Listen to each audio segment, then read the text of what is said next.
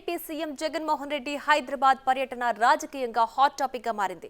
తొలుత మాజీ ముఖ్యమంత్రి కేసీఆర్ తో సమావేశమైన జగన్ దాదాపు 2 ఏళ్ల తర్వాత లోటస్ పాండ్లోని ఇంటికి వెళ్లారు. విజయమ్మతోనూ రాజకీయాలపై చర్చించినట్లు తెలుస్తోంది.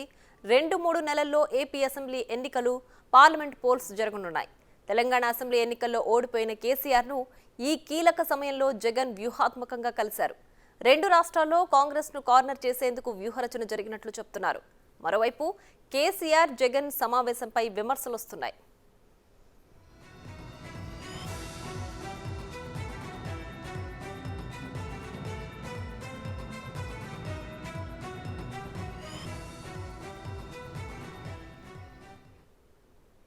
రైట్, ఇక మరింత సమాచారం మా ప్రతినిధి సైదులు లైవ్ లో అందించడానికి సిద్ధంగా ఉన్నారు. రైట్ సైదులు, చెప్పండి, సీఎం జగన్మోహన్ రెడ్డి హైదరాబాద్ పర్యటన రాజకీయంగా చాలా హాట్ గా మారింది. దీనికి సంబంధించి పూర్తి డీటెయిల్స్ ఏంటి?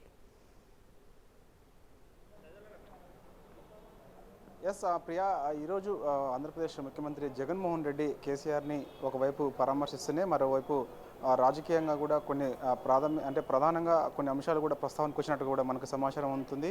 అయితే ఆ భేటీలో అది దాదాపుగా తను ఇక్కడికి 11:45 బేగంపేట ఎయిర్పోర్ట్ నుండి బంజారాహిల్స్లో రోడ్ నెంబర్ 14లో ఉన్నటువంటి కేసీఆర్ నివాసానికి జగన్మోహన్ రెడ్డి వచ్చారు. అయితే ఆ సమయంలో కేటీఆర్ కూడా వచ్చి జగన్మోహన్ రెడ్డికి స్వాగతం తెలుపుతూ లోపలికి తీసుకెళ్లి కేసీఆర్ని పరామర్శిస్తున్న సమయంలో అందరూ పక్కపక్కనే కూర్చున్నారు. తర్వాత 10 నిమిషాల పాటు కేసీఆర్ని జగన్మోహన్ రెడ్డి పరామర్శించిన తర్వాత మిగతా వాళ్ళందరూ కూడా అతనితో పాటు వచ్చినటువంటి జగన్మోహన్ రెడ్డితో పాటు వచ్చినటువంటి మిథున్ రెడ్డి ఎంపీ, అదేవిధంగా చెవిరెడ్డి భాస్కర్ రెడ్డి, మురళి, వీళ్ళందరూ కూడా బయటకు వెళ్ళిపోయారు. తర్వాత బీఆర్ఎస్ పార్టీకి సంబంధించిన ముఖ్యమైన నాయకులు ఎవరైతే ఉన్నారో వారందరూ కూడా కేసీఆర్ బయటకు వెళ్ళిపోండి అని చెప్పేసి కూడా చెప్పడం జరిగింది. సో వాళ్ళందరూ కూడా బయటకు వచ్చారు. తర్వాత వాళ్ళిద్దరి మధ్య ఏకాంతంగా సుదీర్ఘంగా కొన్ని అంశాలు ప్రస్తావనకు వచ్చినట్టు కూడా తెలుస్తుంది. అయితే ఆ అంశాలకు సంబంధించి కూడా కొన్ని అనుమానాలు కూడా తావతీస్తుంది. అంటే మనం తెలంగాణ రాష్ట్ర శాసనసభ ఎన్నికల సమయంలో ఊహించిన విధంగా ఒక్కసారి మనకి వాటర్ అంశం నాగార్జున సాగర్ దగ్గర ఉన్నటువంటి కుడి కెనాల్ ఏదైతే ఉందో దానికి సంబంధించిన వాటర్ అంశానికి వాళ్ళు అప్పుడు గొడవ చేసిన సందర్భం ఉన్నది. సో ఆ సమయంలో కూడా మరొకసారి ఇటు రాష్ట్రానికి అంటే తెలంగాణ రాష్ట్రానికి కొంత అన్యాయం జరుగుతుందనే అంశాన్ని ఇటు తెలంగాణకు సెంటిమెంట్గా మరోసారి కేసీఆర్ వాడుకుందామని చెప్పేసి కూడా చూశారు. కాకపోతే ఆ సమయంలో ఇటు ఈసీ కూడా జోక్యం చేసుకుని ఎట్టి పరిస్థితుల్లో కూడా ఆ నీళ్లకు సంబంధించిన అంశాన్ని ఎవరు కూడా రాజకీయ నాయకులు మాట్లాడొద్దని చెప్పేసి కూడా ఆదేశాలు జారీ చేసింది. సో అప్పుడు ఆ అంశం తెరపైకి రాలేదు. కానీ ఇప్పుడు చూసుకున్నట్లయితే మాత్రం మరోసారి ఇలాంటి అంశాలు కూడా తెరపైకి తీసుకొస్తే అప్పుడు ఒక సెంటిమెంట్ని బలంగా కొట్టి మరోసారి ఇటు అక్కడ ఆంధ్రప్రదేశ్ రాష్ట్ర రాజకీయాలకు సంబంధించి వైఎస్ఆర్సీపీని గెలుపు, అదేవిధంగా లోక్సభకు సంబంధించిన స్థానాలకు సంబంధించి బీజేపీ గెలుపుకి సంబంధించి కూడా వాళ్ళిద్దరి మధ్య ఏకాంతంగా కొంత చర్చ జరిగినట్టు కూడా మనకి తెలుస్తుంది. అంటే ముఖ్యంగా ఏంటి అంటే అటు ఆంధ్రప్రదేశ్ రాజకీయాలకు సంబంధించి ఇటు అప్పుడు మన రాష్ట్రం విడిపోయిన తర్వాత పదే ఇటు కేసీఆర్ ముఖ్యంగా తెలంగాణ రాష్ట్రానికి అన్యాయం జరుగుతుంది, కేంద్రం అన్యాయం చేస్తుందని చెప్పడం, మరోవైపు వాళ్ళు బీజేపీ చేస్తున్నటువంటి ఏదైతే పార్లమెంట్లో బిల్లులునే వాటికి మద్దతు తెలపడం, అదేవిధంగా మరోవైపు ఇటు వైఎస్ఆర్సీపీకి సంబంధించి కూడా రాష్ట్ర విభజన కాంగ్రెస్ పార్టీ చేసింది కాబట్టి సో రాష్ట్ర విభజనకు సంబంధించిన హామీలు ఏదైతే ఉన్నాయో ఆ హామీలు కూడా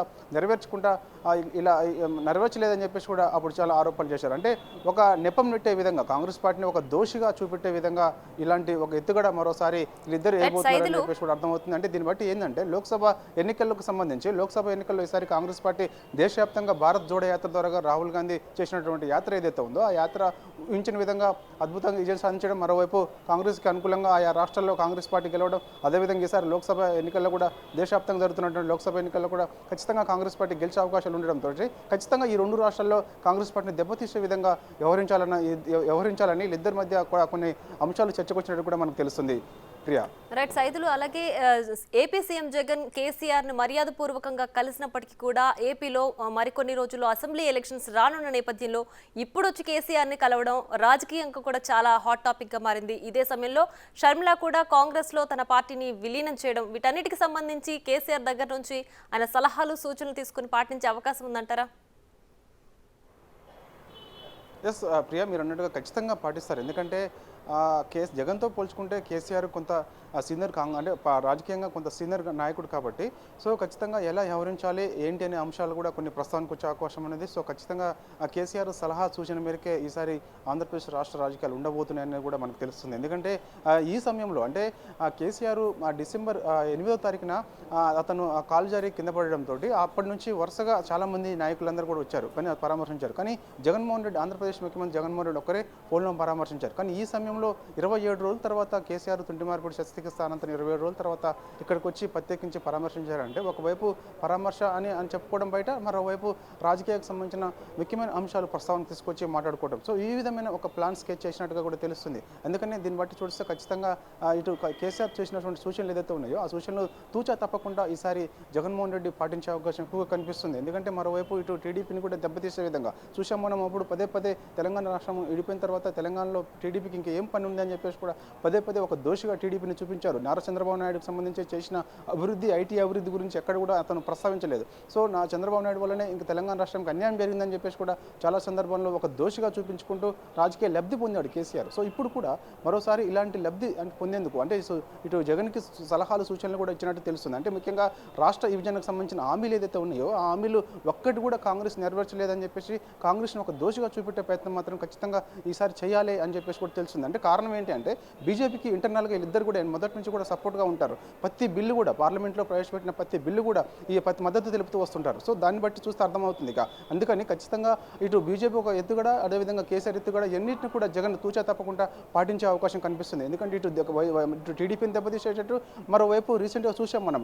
యాక్చువల్గా చూస్తే మనం ఈరోజు కూడా షర్మిల తన వైఎస్ఆర్టీపీ పార్టీకి సంబంధించి కాంగ్రెస్ పార్టీలో కూడా విలీనం చేసింది. ఢిల్లీలో మల్లికార్జున ఖర్గే సమక్షంలో, రాహుల్ గాంధీ గారి సమక్షంలో ఆమె కాంగ్రెస్ పార్టీలో చేరింది. సో ఖచ్చితంగా షర్మిల ప్రభావం కూడా ఈసారి ఏపీ ఎన్నికల్లో ఉండబోతుంది. ఎందుకంటే చాలామంది వైఎస్ఆర్సీపీకి సంబంధించిన అసంతృప్తి నేతలు ఉన్నారు. అదేవిధంగా టికెట్ ఆశించి భంగపడ్డ వారు కూడా ఇంకా చాలామంది ఉంటారు. వీళ్ళందరూ కూడా వెళ్తే టీడీపీకి వెళ్ళాలి, లేకపోతే వేరే మార్గం ఏమీ లేదు. ఎందుకంటే ఆల్రెడీ బీజేపీ చూసాం, బీజేపీ ఎక్కడ కూడా తన ప్రభావం ఎక్కడ కూడా లేదు, కోల్పోయే అవకాశం కూడా కనిపిస్తుంది. సో ఇక మిగిలింది కాంగ్రెస్ పార్టీ కాబట్టి కాంగ్రెస్ పార్టీ వైపు వైఎస్ఆర్సీపీ ఓటు బ్యాంకు వెళ్లకుండా ఖచ్చితంగా ఉండేందుకు ఒక స్కెచ్ ప్లాన్ చేసినట్టుగా కూడా మనకు తెలుస్తుంది. దాన్ని ఎట్లా వ్యవహరించాలి, దాని వ్యూహం ఎలా ఉండబోతుంటుంది. మరీ ముఖ్యంగా చెప్పాలంటే చూసాం మనం రీసెంట్గా గన్నవరం ఎయిర్పోర్ట్లో పీకే అతను చాలా రాజకీయ వ్యూహకర్త. ఆ రాజకీయ వ్యూహకర్తకు సంబంధించి మొన్నటి వరకు కూడా వైఎస్ఆర్సీపీకి ఉండి వైఎస్ఆర్సీపీని గతంలో అధికారం తీసుకొచ్చిన వ్యక్తి. సో అతను అన్యూహంగా టీడీపీ వైపుకు రావడం, టీడీపీకి రాజకీయ వ్యూహకర్తగా వ్యవహరించడం సో ఖచ్చితంగా టీడీపీకి బలం చేకూర్చేటట్టు ఉన్నదని చెప్పేసి టీడీపీని దెబ్బతీయాలి. మరోవైపు లోక్సభకు సంబంధించి ఇక్కడ పార్లమెంట్ ఎన్నికల్లో గెలవడం వల్ల అటు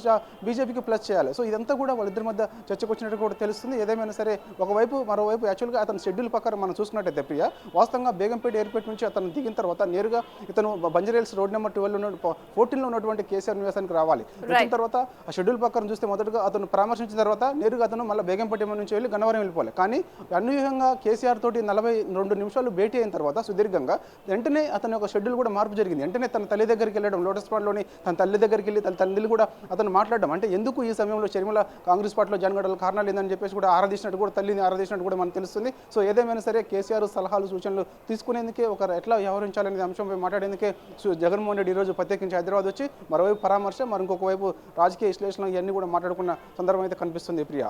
right Saidulu, thanks for the updates.